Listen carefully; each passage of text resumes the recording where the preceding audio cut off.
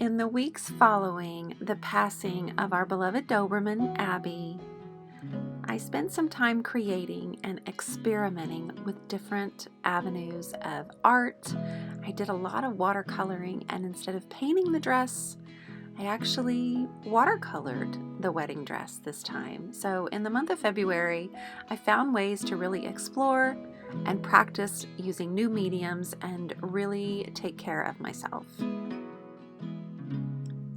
Creative exploration and artistic growth are not about the tools that you buy. They're about discovering what you're really capable of when freed from all of restraints. Everyone has an artist inside of them. It is so incredibly important to experiment. Like with this pigment, just watch the way that the granules go in the water around, and around. Everyone, and I mean everyone, has an artist inside of them. Maybe yours got buried under all those years of coloring inside the lines. But that doesn't mean it's disappeared. It might be time to recover that creativity. You might find that the creativity you've been looking for is right at your fingertips. As a creative coach, I'm often approached by furniture and canvas artists who worry about a saturated market and they want to stand out online. The answer is deceptively very simple. Find what makes you unique. Your unique voice is right in front of you. You just have to have the courage to use it. I know.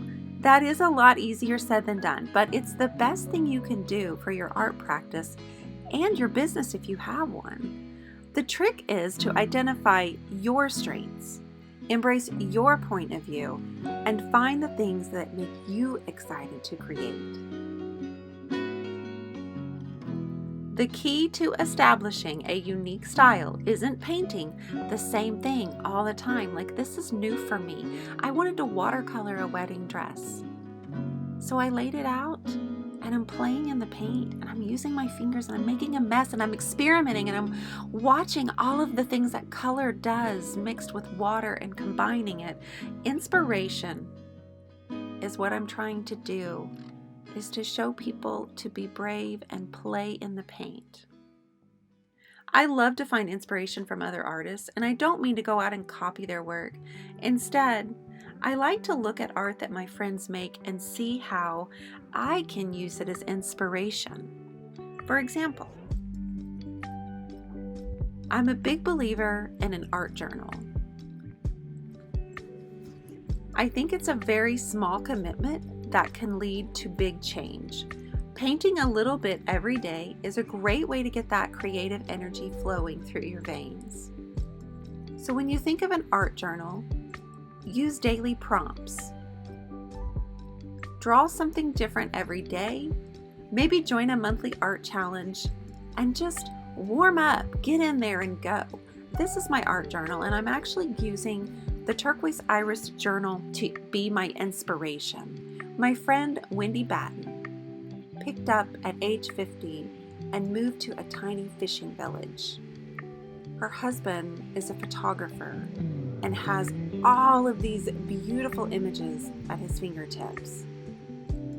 So I flipped through the journal and I found this particular sunset, and as you can see, there's a lot of red and a lot of coral in the sky, filled with that baby blue. So I grabbed my iris paints, those are my own watercolors, and I set up in front of the sun in my bedroom. This is a space that I don't sit very often because I'm normally in my studio. So I also encourage you to change up your scenery sometimes. It was 32 degrees. There was no way I was going outside. But I was so inspired by the little boathouses sitting on the edge of the water and the tiny canoes that I grabbed my heirloom art journals, and I knew this was the one for me to paint today.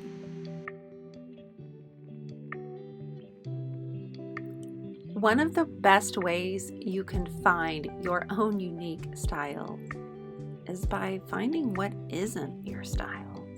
And the way to do that is to try different mediums, paint different subjects, use different colors that you wouldn't normally use. Like, this was the first painting I'd done with so much red in the sky. I probably am more drawn to the pinks and the purples. Oklahoma skies end up very purple, very pink, and even more orange.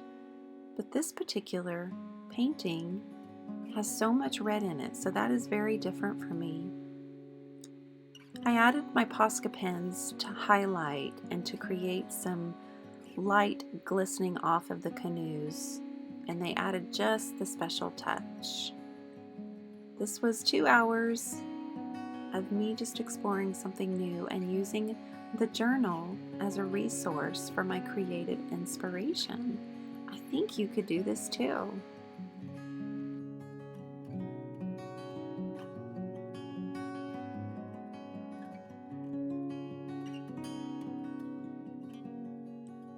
Now, my third project for this month that I wanted to share with you are how I framed my vintage art supplies in my studio wall.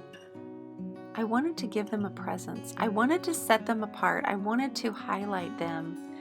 So I bought these white shadow boxes for my vintage vials of China paint. I showed you these in last month's art vlog, number 1. I organized them by composition with the different colors, the way that they would be balanced, and grabbed my hot glue gun. Because I had 12 of them, I decided to put 6 in one row and 6 on the next row. Now, I know I'm not going to use these, but having them just sitting in the side on a bowl just felt a little bit boring to me. So I'm hot gluing them in a row and putting them in the shadow box to hang them on my wall. You can see on the right side of my window, I have some vintage art brushes, big chunky wall brushes. So on the left side is going to go these rainbows of color. So my soft pastels, also the ones I showed you in art vlog number 1 last month. These are my vintage Rembrandts. I'm doing the same thing but using just one row here. I'm excited to see the rainbow of color on the wall next to my curtains, which are actually my old drop cloths. Some people seem to hold the belief that everything they create must be beautiful or even good. I'm here to tell you that it's just not true. It doesn't matter what you think of the art that you make. What is more beautiful than bringing something new into the world and make art every day?